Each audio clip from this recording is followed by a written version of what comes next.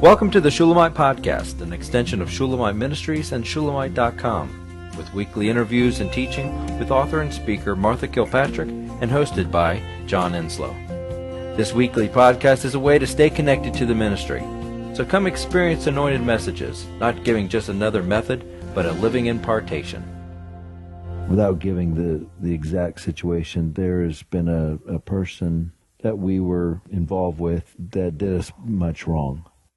So I was sitting there and I was cooking dinner, and the light bulb just went off, and I just wrote this: thank you for this person, for it is impossible for me not to be blessed because I am his.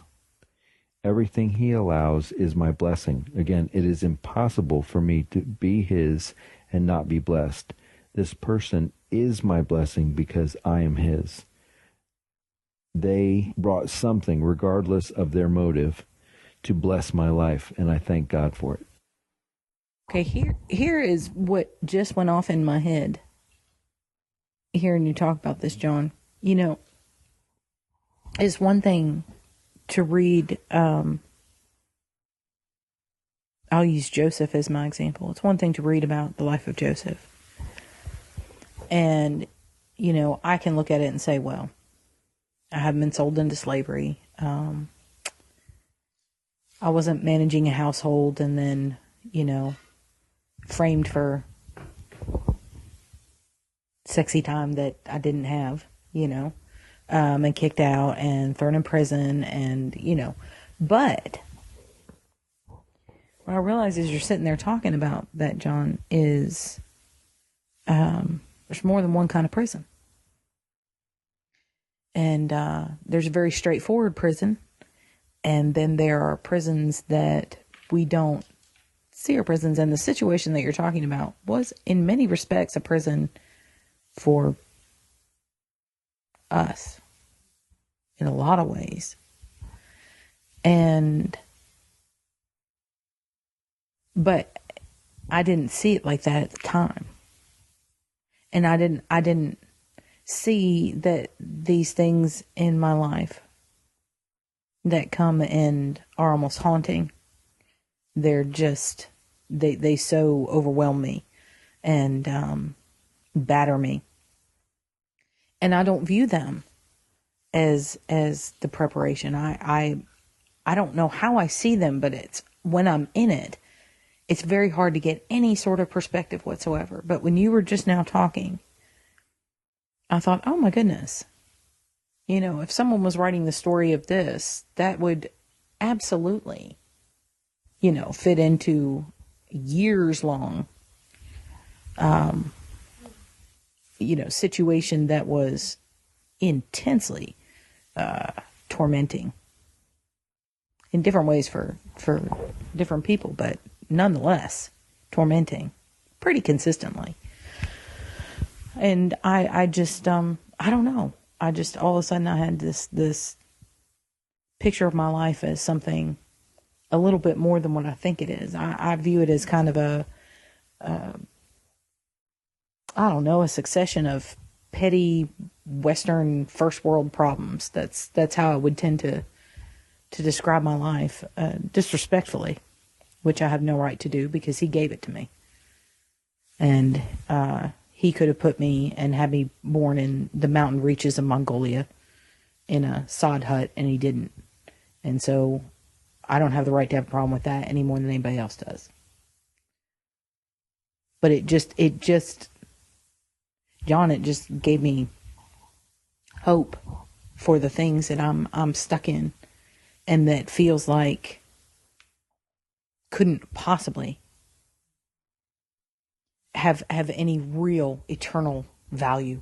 You know, it feels like I'm stuck in the mud because I'm not doing what I'm supposed to be doing, and I can't overcome as quickly as I should be able to overcome. And didn't Joseph float through this, you know, totally serene and very Zen-like? Because, you know, there's never a section in there where it shows Joseph, you know, punching through a wall in a room and saying, "Are you kidding me?" You know, but that, I don't know what his life looked like, and I don't know how he dealt with these things and what that was, but I'm grateful. I'm grateful to know that my life is more than what I think it is. We know that.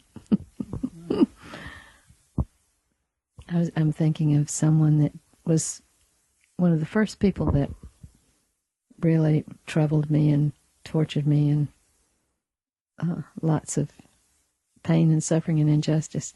And one day, as I was praying, the Lord said, she is one of the greatest blessings of your life. And I could hardly believe that, because I was suffering so under it. I wasn't familiar with how he can make things be good for you. But it truly was. I got an education through her and a preparation. And in the end, led her to the Lord. So it's so much of what he sends to us is to teach us his wisdom, to give us, and to teach us how to overcome. And so it's I think the hardest lesson we have to learn is that he chastens those he loves and scourges those he's interested in. Okay, so then this is a secret behind Joseph's life. It's interesting that you bring him up. This is a secret behind his life, that the names of his sons. It says that Manasseh, the meaning is, God has made me forget all my trouble and all my father's household. And then Ephraim, his name's meaning would be, God made me fruitful in the land of my affliction. So there's no way that this man wasn't thanking God and believing in his sovereignty. There's absolutely no way. And it didn't come in the precious little sweet way we would like in our Precious Moments gospel. It came through hardship. It came through trials.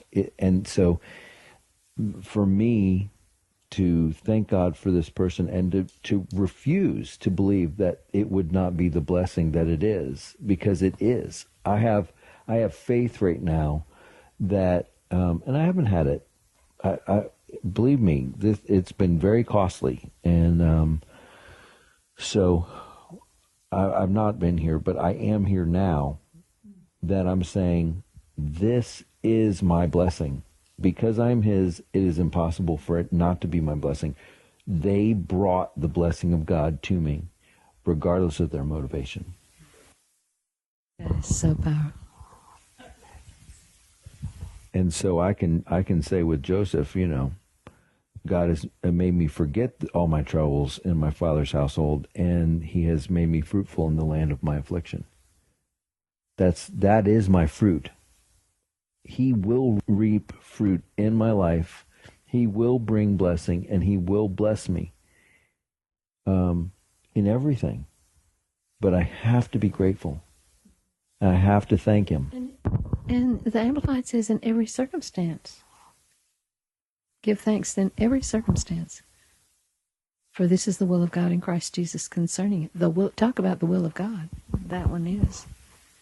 And you have to come to that Hebrew mindset that God really is behind everything and for your good. And our response is either a mountain top or a crash, because it's our choice how we respond.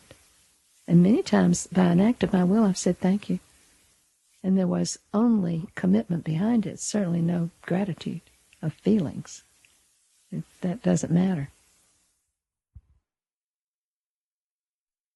I came across something in my journal from last year. I was looking for something different, but my eyes fell on this article that we read last year that is so powerful.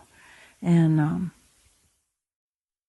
I was talking to somebody very close to me on the telephone, and she's gone through a lot of difficult times, but she's really coming through greatly. But again, she's met with some hard circumstances, and as I'm looking at my journal, this is what I saw. It was written by this woman. She says, these words, these 5 words, are going to change your life. This thing is from me, capital M. I mean, it's always bizarre, to our rationale and logic that we would give thanks to God for everything.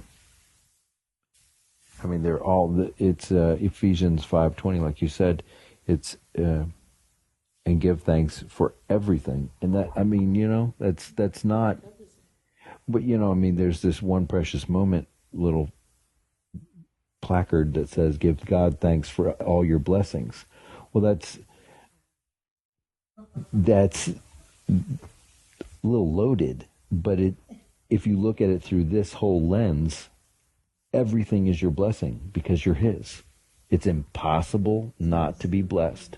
So the precious moments little thing is right, but it is loaded because it makes you feel, yeah. It makes it feel like, oh, my lovely blessings, my new car, my new house, and my, wonderful wife and children. And we have a tendency in Christian West to say all bad things are from Satan. Automatic, just go to warfare. And all good things are from God. And that's the tree of death.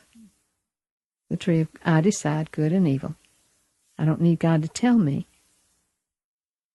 So that's why difficulties are such a test of what we believe and what we should believe about God Himself.